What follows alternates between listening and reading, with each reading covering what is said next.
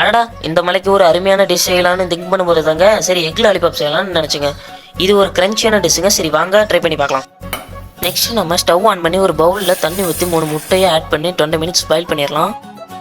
அப்புறம் இன்னொரு முட்டையை உடைச்சி அதில் உப்பு அண்ட் பெப்பர் ஆட் பண்ணி நல்லா மிக்ஸ் பண்ணிடலாம். பிரெட் க்ரம்ஸ் கொஞ்சம் எடுத்துக்கோங்க. அண்ட் இப்போ ரீசெண்டாக ரிலீஸ் ஆன 11 மூவிஸ் செம்ம த்ரில்லராக இருக்குங்க.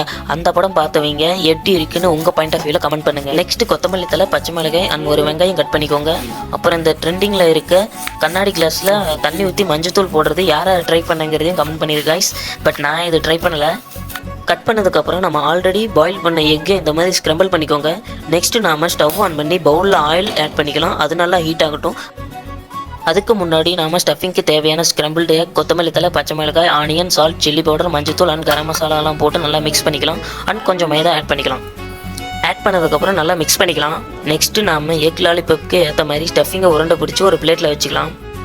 அடுத்து ரெடி பண்ணி வச்சிருந்த ஸ்டஃபிங்கை நம்ம ஆல்ரெடி மிக்ஸ் பண்ணி வச்சுருந்த முட்டையில் ஒரு டிப்பும் பிரெட் க்ரம்ஸில் ஒரு டிப்பும் பண்ணி ஹீட் பண்ண ஆயிலில் ஃப்ரை பண்ணி எடுத்துக்கலாம்.